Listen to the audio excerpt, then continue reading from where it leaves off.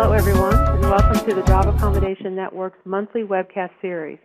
Today's webcast is our annual ADA update, and we'll focus on the ADA and what's currently going on in the courts and what things employers should be doing to comply. Our featured speaker is Jean Goldberg from the Equal Employment Opportunity Commission. Before we turn it over to Jean, I have just a few housekeeping items to go over. First, if any of you experience technical difficulties during the webcast, please call us at 800-526-7234 for voice and hit button 5, or for TTY, call 877-781-9403. Second, toward the end of the presentation, time allowing, we'll have a question and answer period, but you can send in your questions at any time during the webcast to our email account at question@askjan.org. Or you can use our question and answer pod located at the bottom of your screen. To use the pod, just type in your question and then submit to the question queue. We do have a lot of information to cover today, so if we don't get to your questions during the webcast, we will send the answers out to you later on. On the bottom of your screen, you'll notice a file share pod. If you have difficulty viewing the slides or you just want to download them, you can find them there. And finally, I want to remind you that at the end of the webcast, an evaluation form will automatically pop up on your screen in another window. We really appreciate your feedback, so please stay logged on to fill out that evaluation form. And now let me introduce our featured speaker. A lot of you probably already know Jean, but for any of you who don't, Jean Goldberg is a senior attorney advisor in the Office of Legal Counsel at the EEOC headquarters in Washington, D.C. She advises the Commission on the interpretation and application of the statutes it enforces, including the Americans with Disabilities Act, the Genetic Information Non-Discrimination Act, and Title VII of the Civil Rights Act of 1964. Today, of course, Jean will be sharing some of the latest developments in ADA cases. So, Jean, thanks for being here today, and I'm going to turn the program over to you. Thanks so much, Linda, and good afternoon, everyone. I thought I'd start with a quick word about what's new at the EEOC, starting with our leadership. You may have read that in January, due to the expiration of Commissioner Feldblum's tenure, we were down to 2 commissioners of our 5-seat bipartisan commission. Although the day-to-day work did proceed, it meant that we no longer had a voting quorum for policy matters and such. Our new chair, Janet Dillon, was finally confirmed by the Senate and sworn in on May 15th, so our quorum has been restored. Chair Dillon joins Commissioner Charlotte Burrows and Commissioner Vicki Lipnick. Commissioner Lipnick had served at the President's designation as the acting EEOC chair for the past 2 years. Chair Dillon has extensive experience, having previously practiced law in the private sector for over 25 years. She was Executive Vice President, General Counsel, and Corporate Secretary of Burlington Stores, also Executive Vice President, General Counsel, and Corporate Secretary of JCPenney Company, and Senior VP, General Counsel, and Chief Compliance Officer of U.S. Airways Group, and also practiced law at the firm of Skadden Arps for 13 years. Also, just last week, the President renominated Commissioner Burrows for another term and also nominated Keith Sonderling from the Department of Labor's Wage and Hour Division for one of the remaining commission vacancies. So they will now go through the Senate confirmation process. So turning now to another quick status update, the next slide, rescission of incentives provisions of the ADA and GINA rules on employer wellness programs.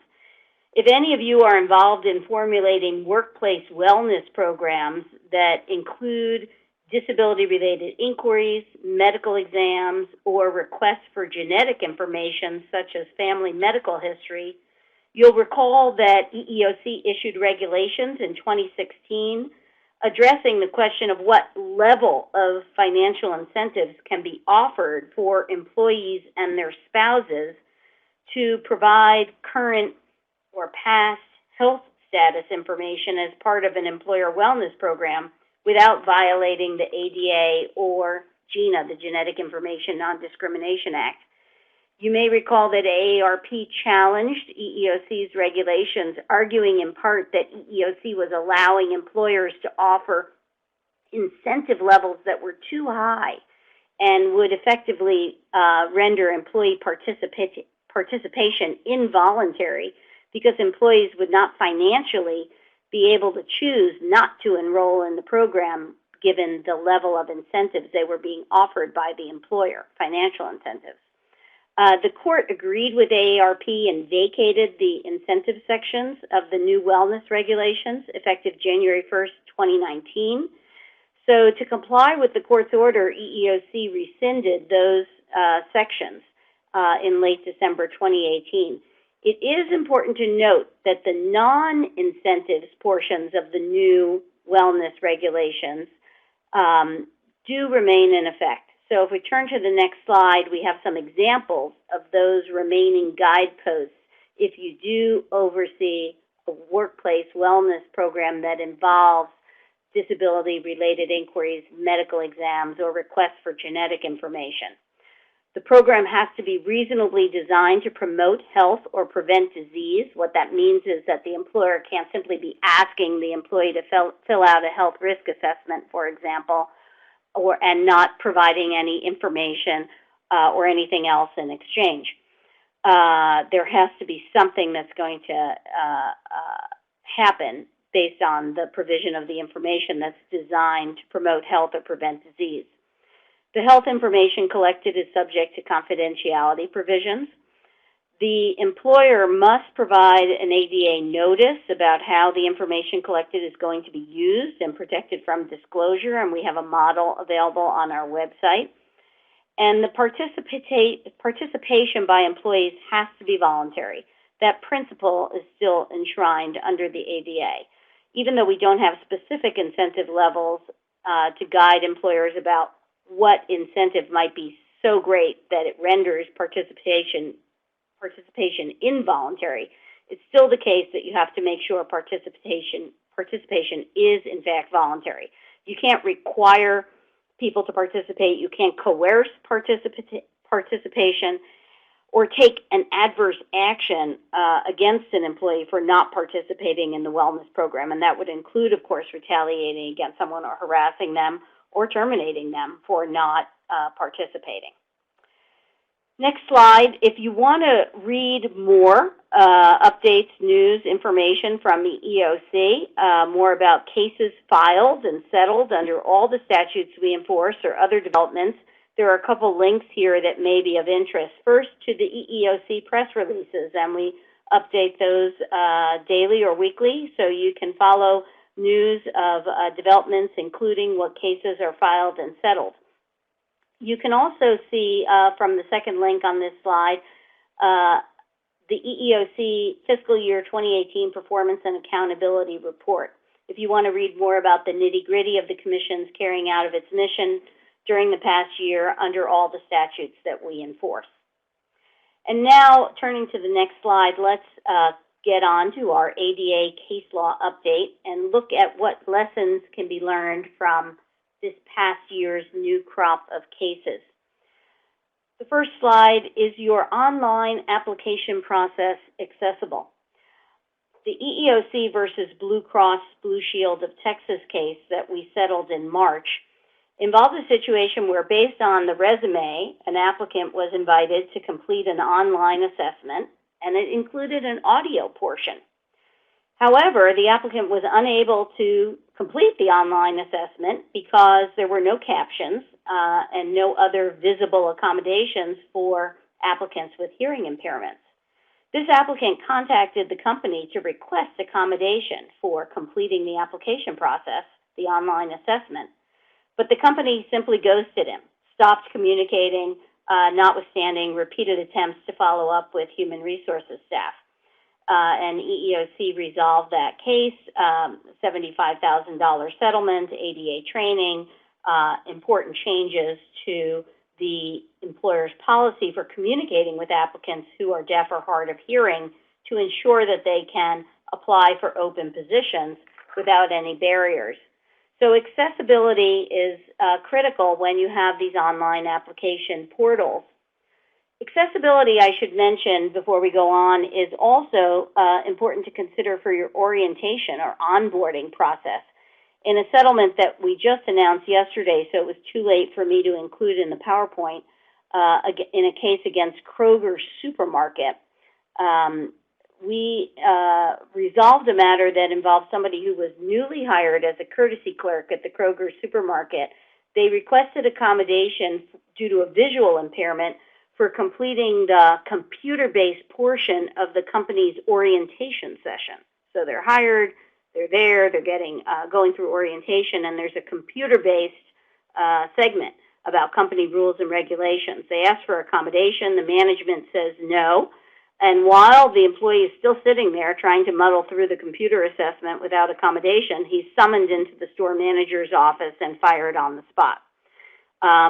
So ideally, your online application process and your orientation materials are accessible to begin with, but it's just as important to make sure that frontline hiring staff and management are aware that ADA accommodation applies to the application process and training, and that they have to know what to do when they receive an accommodation request from someone who's encountered a barrier using your technology, and know how to figure out a practical workaround.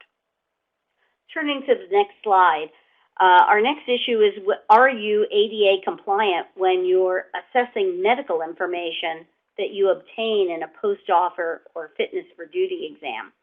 And this comes up with some frequency, and the key guideposts are really, first, to be aware of making assumptions about impairments. You want to do an individualized assessment instead, based on the actual limitations, the work history, and the current ability of this applicant or employee to perform the essential functions, and that could be with accommodation if accommodation is needed and does not pose an undue hardship. And finally, make sure not to rescind a job offer or exclude someone from a position based on their impairment if the individual is qualified and does not pose a direct threat to safety. So that's the standard that you need to use once you get this medical information. Do an individualized assessment, figure out whether they are in fact qualified for the job, and don't exclude them unless they're not qualified or they pose a significant risk of substantial harm and can't be accommodated. Next slide. Are you ADA compliant when assessing medical information? Two recent examples to continue with the point we were just making. A pre-litigation EEOC settlement in the charge of against Cumbres and Toltec Scenic Railroad. This was a case where the employer rescinded an offer to a qualified applicant for a brakeman position because of his disability without doing any kind of individualized assessment of whether he could perform the functions of the job. They simply learned about certain medical conditions and rescinded the job automatically. The EEOC versus Zachary industrial case similarly involved a construction worker and construction firm that terminated 4 workers because of an occupational health exam that revealed they had disabilities, again, without doing any kind of individualized assessment, despite the fact that they had adequate work performance.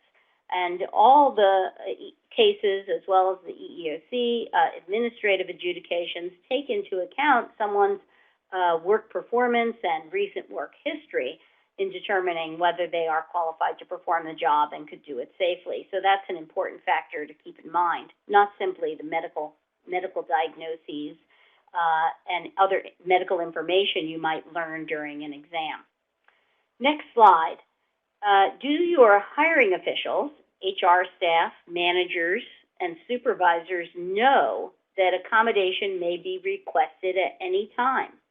In the EEOC versus Jones Lang LaSalle Americas case, which we settled last July, the individual had accepted a job offer. And then when she contacted HR to discuss the new position, it was at that time that she disclosed she would need certain accommodations and requested them. And the employer rescinded the job offer, frustrated that, I think what you often see in these cases, there's some frustration on the part of HR staff or hiring staff that the individual didn't mention this during the hiring process, or there's some misinformation on the part of HR thinking that that's required. In fact, accommodation can be required at any time. It might be raised voluntarily by the employee during the application process, as here it might be raised in the post-offer pre-employment period, or it might be raised by an employee once they've begun work. Even if they had the prior need for accommodation, the request needs to be considered at the time that it's raised. There's no requirement under the ADA that accommodation be requested at a particular time.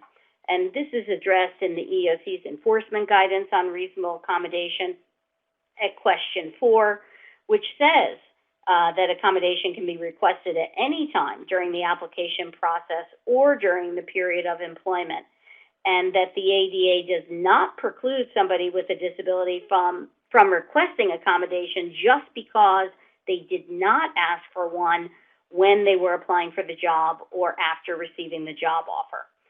Now, the guidance also says at question 4, as a practical matter, that it may be in an employee's interest to request a reasonable accommodation before performance suffers or conduct problems occur, since, of course, we know that an employer is never required to apply accommodation retroactively to excuse poor performance or misconduct that has already occurred. Next slide. Accommodating people with hearing impairments, both applicants and employees. Accommodating people with hearing impairments, of course, is not one size fits all, and depending on the nature of both the job and the individual, the accommodations may range from none at all to providing a sign language interpreter for meetings, whether it's in person or through video remote interpreting service, to assistive technology, including use of a simple handheld device that converts speech to text for the hearing impaired person to view, and vice versa. The use of written notes for brief, simple, or routine communications. Any of these might be accommodations that are appropriate in a given case. And remember, when a disability is obvious or it's shared by the applicant, the employer has a reason to believe that given what the job is, accommodation might be needed, the employer is free to ask in the application process what accommodations might be needed to do the job if the applicant is hired. Yet, still, we repeatedly seek situations where employers violate the ADA by simply cutting off the application process once they realize the applicant has a hearing impairment. And I've got 3 recent examples here in the next, in these 2 slides. I could have included many more, however. The EEOC versus USA parking case, where an applicant for a parking valet service position was not hired because of his hearing impairment. The Jackson Food Stores case, where a convenience store manager refused to interview an applicant once the applicant explained he was deaf and needed a sign language interpreter for an interview. And the next slide, the EEOC versus Capstone logistics case, where the manager told the deaf applicant for a warehouse position, once he realized that a sign language interpreter was needed, that they'd reschedule the job interview for when an interpreter could be present, but the company never rescheduled. Instead, they sent the applicant a text message that said, "We've determined there is no job we can offer you that would be safe for you." And there are, in fact, a lot of stereotypes that enter into the ADA cases involving applicants with hearing impairments, notions that someone could not perform a job safely, or that communication would be hindered, instead of realizing that with accommodation, there may be many qualified applicants who could perform the job. The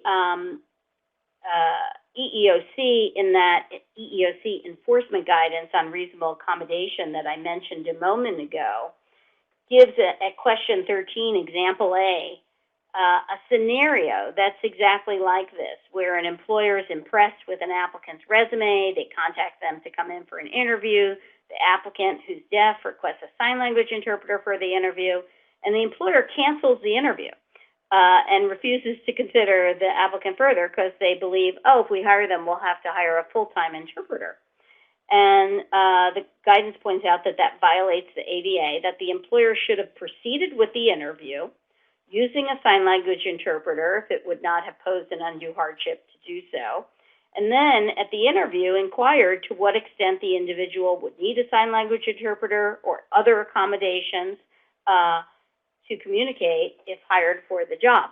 So you don't want to assume incorrectly that an applicant with a hearing impairment will necessarily cause safety hazards or increase employment costs or have difficulty communicating in a fast-paced environment.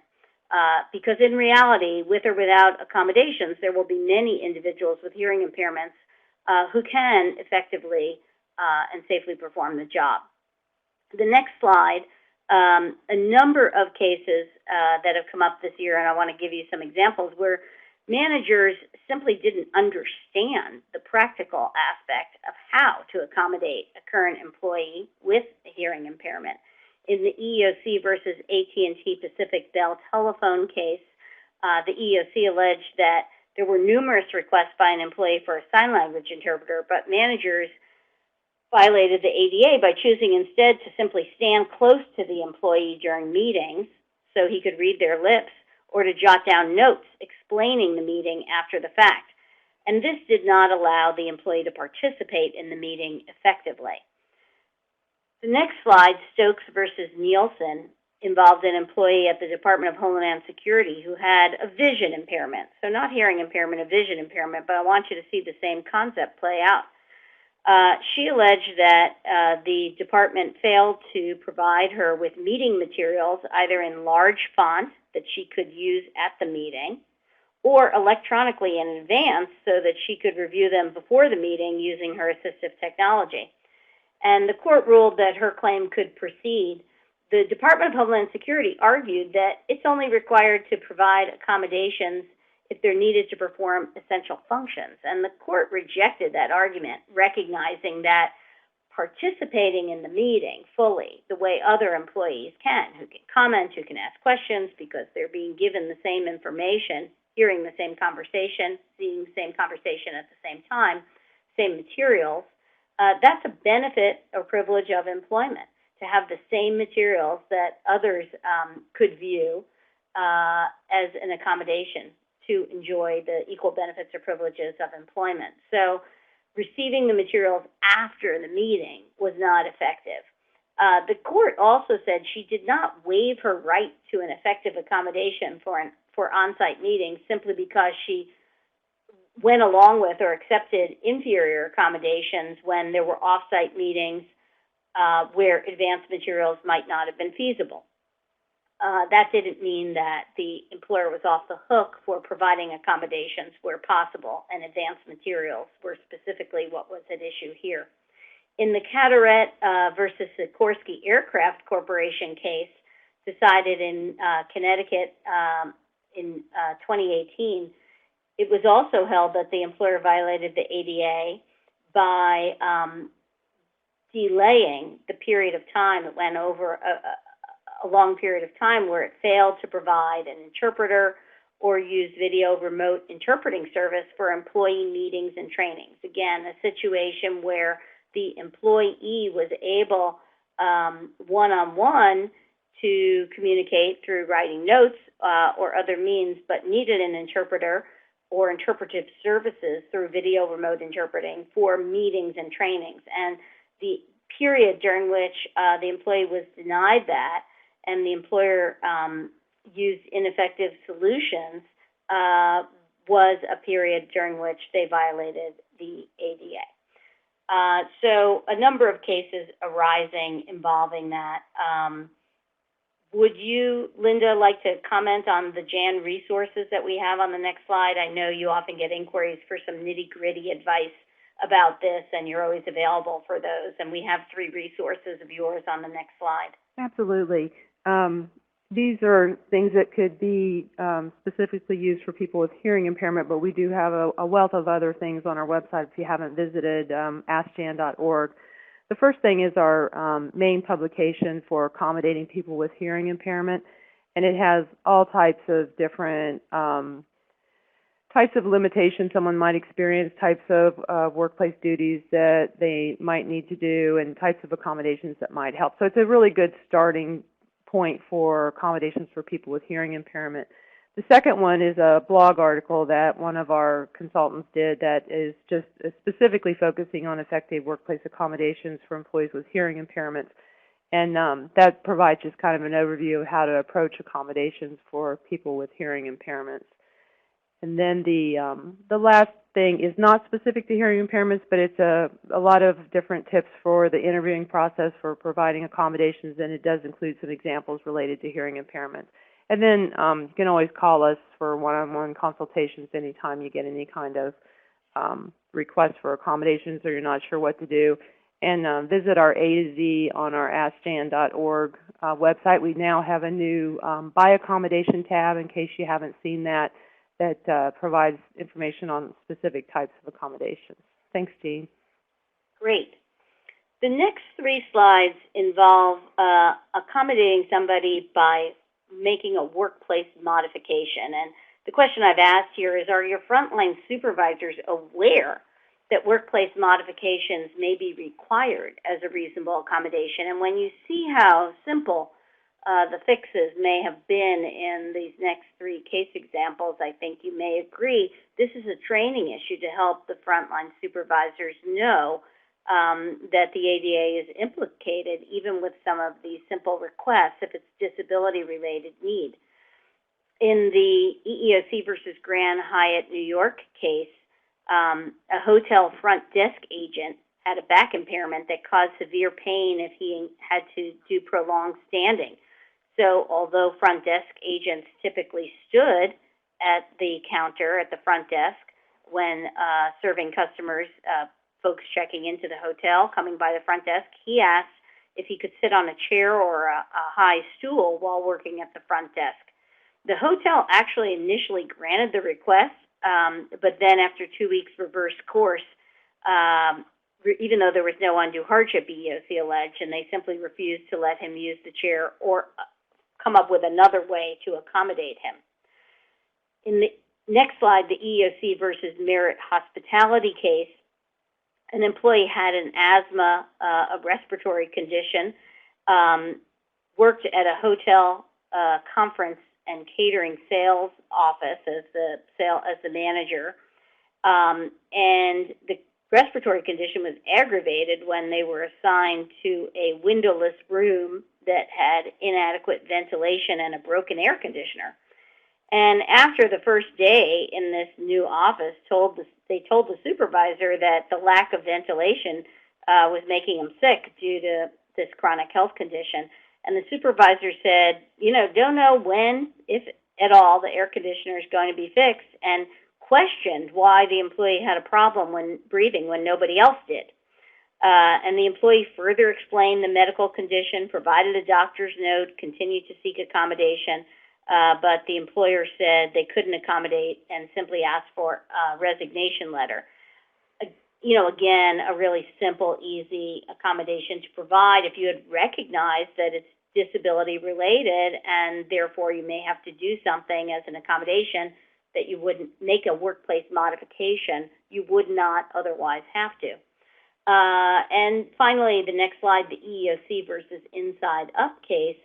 The EEOC alleged that the employer violated the ADA by refusing to accommodate an employee who had, again, a respiratory disorder, COPD. The employee requested a transfer to a first-floor office because the building did not have an elevator, and due to the respiratory condition, he had difficulty climbing stairs. And that was an accommodation that transferred to a first-floor location that was denied. So you can see those examples well illustrate some situations where the accommodation fix might be really simple, but you are in fact obligated to do it if it doesn't pose an undue hardship. Turning to the employer's selection of an accommodation, as we know, the employer has discretion to choose if there's more than one effective accommodation available. It's up to the employer to decide. But before you reach that point of choosing among multiple effective alternatives, you may have to consider the specifics of the job task, the physical workplace, and so on, these fact-specific considerations to determine whether a particular accommodation is among the effective options you have to choose from. And so if you turn to the next slide, I've posed the question, are you engaging in a fact-specific determination of whether there is a reasonable accommodation available? And I've given you two contrasting examples here. The Gardia case, Gardia versus JBS, was a case that held that a lift assisting device was not a reasonable accommodation for the employee. He was a maintenance mechanic. He had lifting restrictions due to carpal tunnel syndrome in his right wrist. And it turns out that for the types of machinery that had to be lifted, the lifting devices that he sought as an accommodation would have necessitated overhead beams that just simply didn't exist in all areas of the plant where he worked, and it would have been impractical to use those in the tight quarters of the plant. So there was no way he could lift objects such as ladders and machinery. Also, he couldn't do that, lift them onto lifting devices, and the court said there wasn't a reasonable accommodation for him. There was no way to fit these lifting devices in the plant. They wouldn't work with the workplace. He could not lift objects such as ladders and machinery onto the lifting devices, and ADA does not require an employer to have others assist with that, since lifting the objects in this case, in this job, was part of his essential functions. And even if it wasn't, some of the areas of the plant where you'd have to have where he would have to have assistance lifting were too small to fit two mechanics in. And other mechanics wouldn't necessarily have been available given the way the work was distributed and done. So you see how fact-specific that is in terms of what the court considered in concluding the employer was correct. There was no way to accommodate in that job these lifting restrictions. Contrast that with the Dunlap versus Liberty Natural Products case, where the Ninth Circuit upheld a jury verdict in favor of a shipping clerk who was denied accommodation for her lifting, pushing, and pulling restrictions. The court said in Dunlap that she was qualified because she could have performed the essential function of moving boxes from point A to point B, notwithstanding her lifting restrictions, if the employer had allowed her to use a rolling cart or some other assistive device, a lifting device, either a manual one or a motorized one, as an accommodation. There were carts already on site that could have been used, or the court said there were affordable manual or motorized lifting devices, such as a scissor lift table, that were advertised in the very catalogs that this employer regularly received that were used in those types of work environments. So I hope this the lesson that you take from these two cases, Gardia and Dunlap, is that you too need to do a very fact-specific determination when you have an accommodation request, considering all these facts to see if there is a way that you could accommodate the employee without an undue hardship. The next slide, are you engaging in a meaningful interactive process? And there are two examples I have on this slide and the next. From this year, where the courts concluded that the employer properly denied accommodation. There was no violation of the ADA. And the reason was that the employer went through an entire interactive process and each step. And so, in fact, the result they reached, the conclusion they reached that no accommodation could be provided, was the correct one because they were assured of that because they had gone through each step and done the right fact gathering. In the Brunkhorst case, there was an accountant who contracted that flesh-eating bacteria you hear about in the news these days, and he was left with these long-term injuries. He did FMLA leave, and when that was up, he took unpaid leave as an accommodation under ADA. He asked about reasonable accommodations that might enable a return to work. The employer asked about that. So the employer granted the leave and also said, is there a way you could return to work with accommodation? During this period, for unrelated reasons, his job was eliminated, so he was given the choice between a severance package or reassignment to whatever vacancy would be available that he was qualified for, in this case, the only one. It happened to be a lower level position. But the employee refused to return unless he was given his original job, and that wasn't something he was entitled to because his job had been eliminated for unrelated reasons. And the city explained his options were to return to the reassignment position or be terminated. They also again asked for a list of any reasonable accommodations he would need to perform the new job. They extended an offer to meet with staff to discuss it, but it was the employee who failed to meet or return to work. So the court held he was lawfully terminated, that the employer engaged in a good faith interactive process. They made various attempts to learn about possible accommodations, to respond with appropriate ones that would enable his return to work within medical restrictions, and did everything they could. In the Faidly versus United Parcel Service case, next slide, from the 8th Circuit, the employee, Faidly, had submitted doctor's letters with work restrictions in 2 different periods of time, and UPS met with him both times to find appropriate accommodations.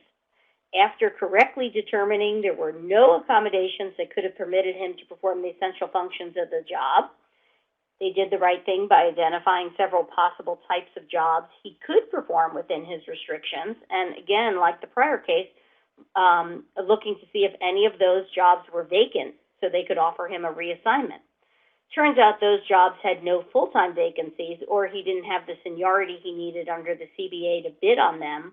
So instead, the company offered him a vacant part-time position for which he was qualified. So the best available thing that was at his level, or the next closest that was vacant that he was qualified for, that's what they offered him.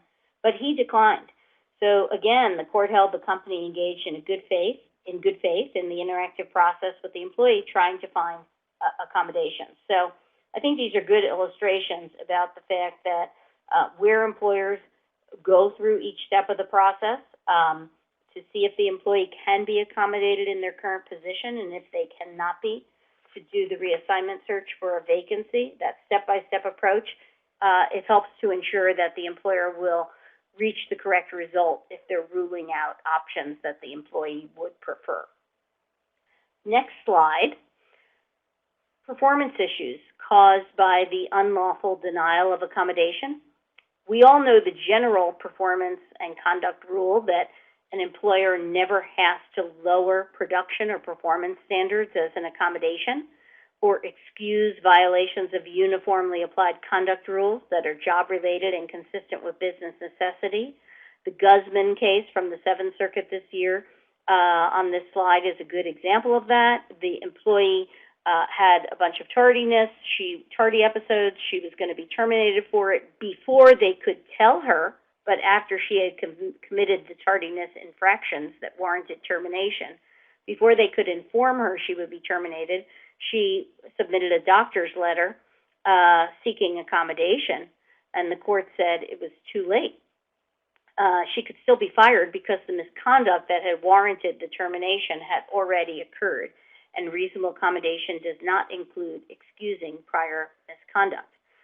What I want to note today is that a different result from this usual rule obtains where an employer's improper denial of accommodation is what caused the performance or conduct issue.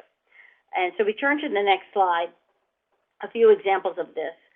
The EEOC versus Cheesecake Factory case involved a restaurant that EEOC alleged fired a newly hired dishwasher who is deaf for performance issues associated with the failure to provide accessible training. So he did have the performance issues, but they were caused by the employer allegedly improperly denying accommodation for the training period. Had they accommodated him during the training period so that notwithstanding his hearing impairment, the training would have been accessible to him, the EEOC's contention was he would not have had the performance issues. So it's where a different result where the unlawful denial of accommodation is what caused the performance issues. There, the employer can still be liable for denial of accommodation. The next slide, EEOC versus Dolgan Corp, is another example of this, a Sixth Circuit decision. In this case, a cashier who had diabetes was denied her request to keep juice at the cash register. And then she was terminated for violating the pay first, eat later policy for employees when she had a hypoglycemic episode and grabbed a juice, drank it, and then paid. Employees are supposed to, under the anti-grazing policy, pay first and then drink or eat any product that they want to purchase. And the employer argued, well, we don't have to make, an exception to the policy that you can't have a drink by the cash register, and she violated this conduct rule. But the court agreed instead with EEOC that she could have been accommodated without an undue hardship. Maybe it would have been with a drink at the register. Maybe it would have been allowing a different break schedule. But that it was the unlawful denial of accommodation that resulted in her violation of the conduct rule, and so the employer was liable. The court said a company may not illegitimately deny an employee a reasonable accommodation to a general policy and use that same policy as a neutral basis for firing him. Imagine a school that lacked an elevator to accommodate a teacher with mobility problems. It could not refuse to assign him to classrooms on the first floor and then turn around and fire him for being late to class after he took too long to climb the stairs between periods. In the same way, Atkins, the charging party in this case, Dolgan Corp, Atkins never would have had a reason to buy the store's orange juice during a medical emergency if Dollar General had allowed her to keep her own orange juice at the register or worked with her to find another solution. So a good lesson there. Next slide, an example involving 100% healed policies. And this is the next couple of slides. These are policies that employers impose that require that someone have no medical restrictions in order to return to work. And they effectively deny accommodation to those individuals who, notwithstanding their disability-related medical restrictions, could return to work, either with or without accommodation. And you'll see settlements here involving this issue. The Cato Corporation case, the Kessinger Hunter Management Company case, and the conciliation agreement with Coca-Cola Refreshments. And you'll see these are, especially in the Coca-Cola case, very large settlements. I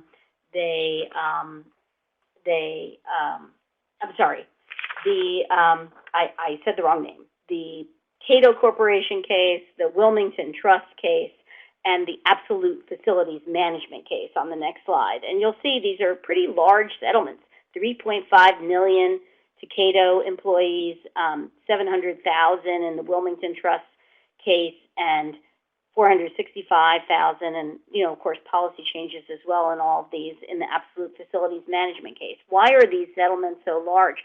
Well, these are across-the-board policies that affected many employees. So the settlement was on behalf of a large group. Even if it was just one individual who came to EEOC, we saw that what happened to them was pursuant to a 100% healed policy that the employer was applying across the board.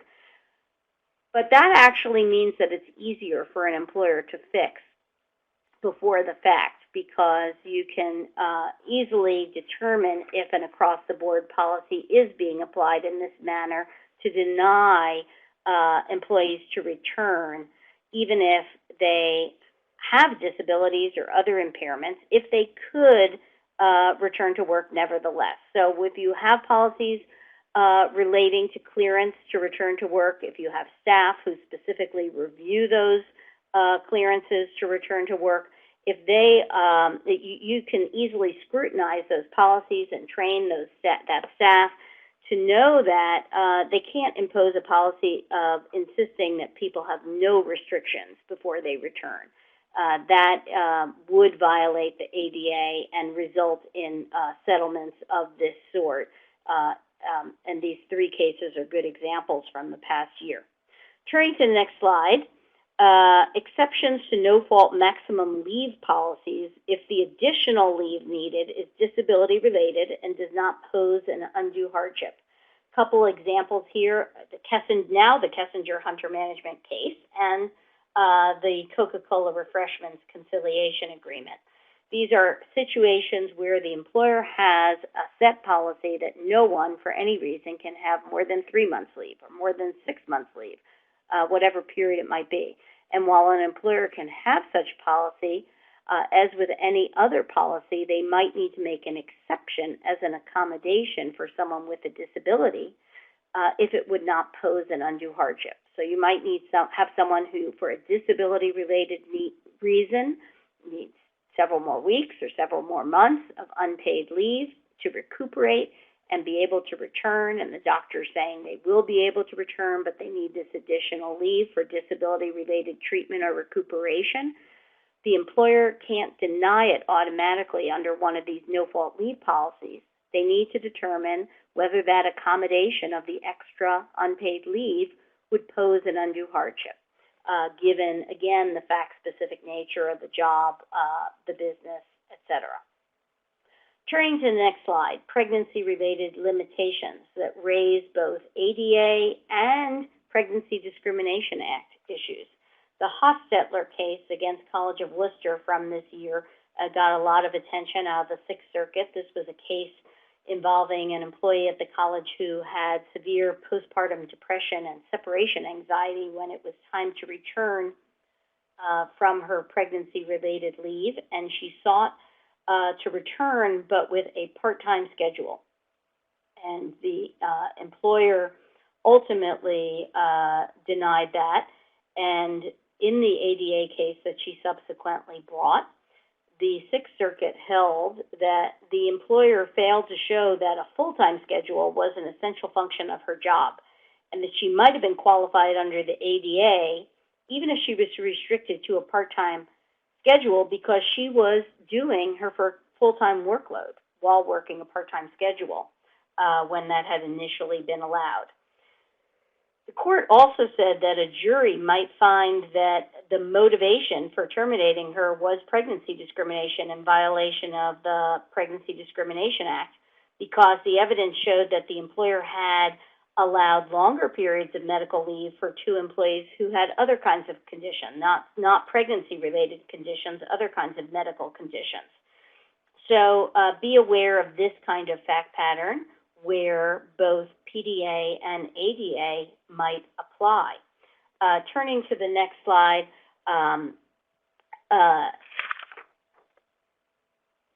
there's a quick recap there for you of the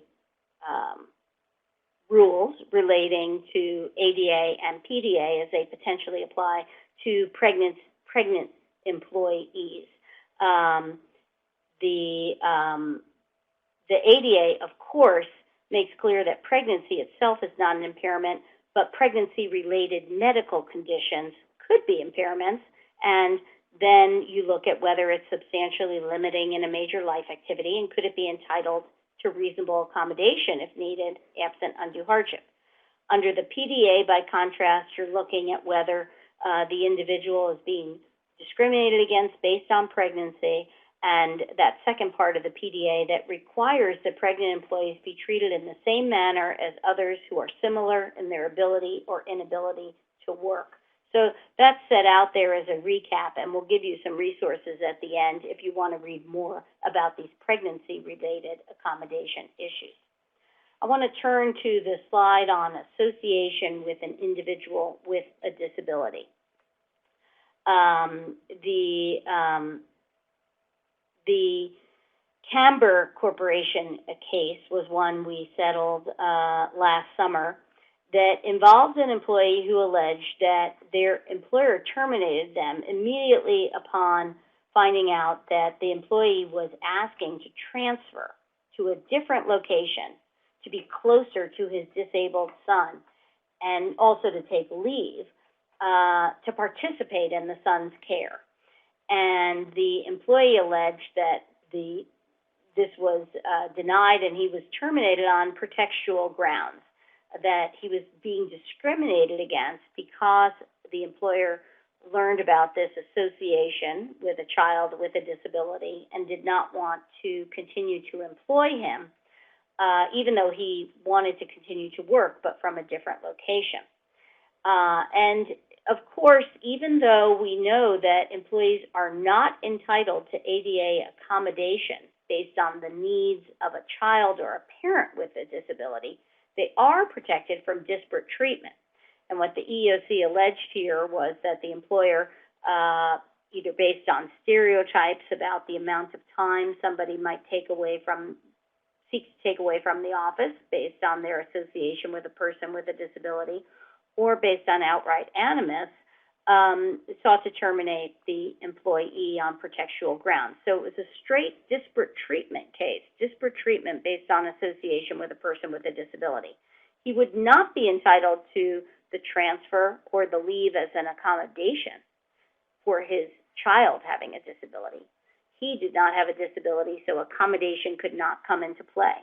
But the allegation was that other employees might be able to voluntarily transfer to other facilities or locations, and other employees might be allowed to take voluntary leave, unpaid leave, for whatever reason, but he was denied these because of the reason that he sought it, which was his association with a child with a disability. So it was a disparate treatment claim. And there's a Q&A I've linked here for you on the slide about this association provision of the ADA that walks you through it. The next slide, when is a fitness for duty exam allowed? There's an interesting case, EEOC versus McLeod Health from the Fourth Circuit from this year, involving a company newsletter editor who was ordered to undergo a functional capacity exam because she fell several times in the workplace. The exam actually, because she did have a neurological impairment, the exam resulted in some recommended restrictions for her, not traveling more than 10 miles from the main office, using a motorized scooter, and being provided accessible parking.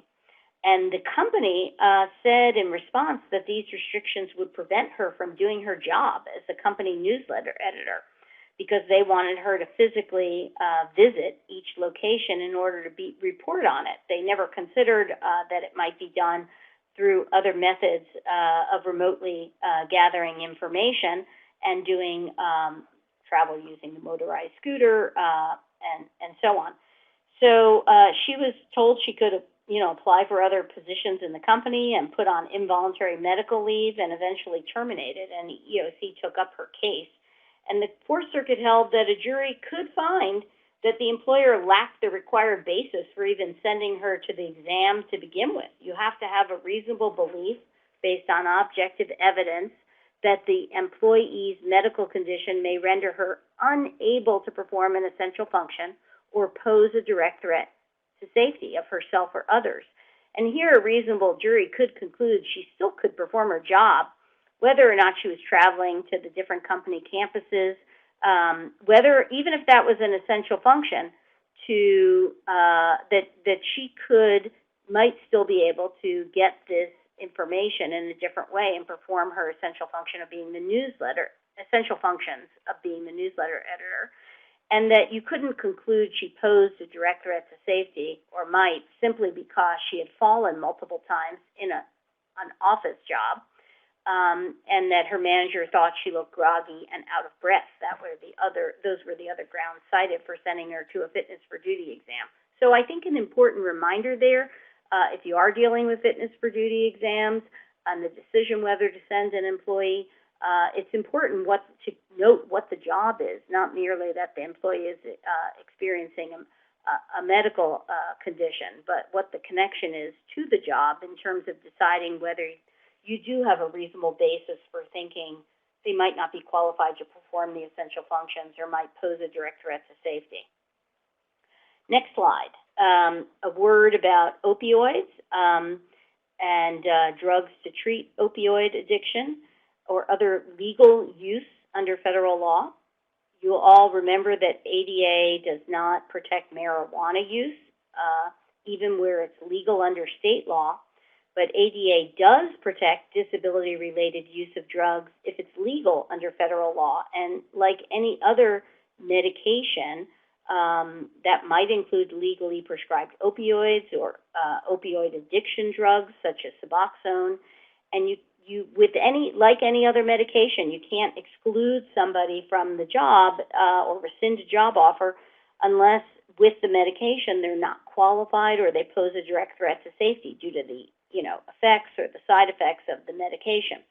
And you'll see the Voss decision where the employer did not violate the ADA, where it placed an employee on paid suspension following a positive drug test for opiates in order to obtain a letter from the treating physician to determine whether or not he posed a direct threat to safety due to the prescribed medication. Turned out he did not, and then they brought him back. The Eighth Circuit said in the Voss case, you did the right thing, employer. You're allowed to get that information after the positive drug test to sort out if the person can do the job safely, having found out from the treating physician they can do the job safely, even while taking this medication. You brought them back to work. In the Bro case, the employer may have violated the ADA by terminating the employee who was a welder due to his Suboxone prescription because they terminated the employee without getting that information first about whether he could safely perform the job, even though he was taking the opioid painkillers. So what you want to do is get that underlying information. Next slide, a final note. Is obesity a disability, and if so, how can it be accommodated?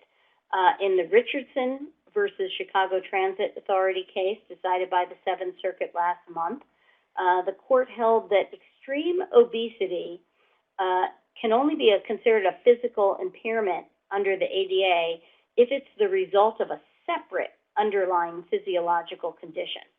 This is different than the position that EEOC has historically taken over the years, that morbid obesity, which is a medical diagnosis of being a certain number of times over the normal BMI for your height, that morbid obesity, the diagnosis of morbid obesity in EEOC's view itself is an impairment under the ADA, even if there's not a separate underlying physiological condition. And I've given you a link there to a case where EEOC argued that. There have been quite a few. This is an issue that is percolating in the case law, unresolved. And Jan has a good publication on different ideas for accommodating employees with obesity if you do have that issue arise, and I've included it here on this slide. Our final 3 slides are resources. We encourage you to look at these, use them. They're not copyrighted. Reproduction is encouraged, so slice and dice them as helpful to you for training internally, newsletters, or anything else. We've got the enforcement guidance on reasonable accommodation and undue hardship, employer-provided leave and the ADA, publications on telework, on performance and conduct standards, and on the next slide, a number of publications addressing pregnancy and under the EEO laws.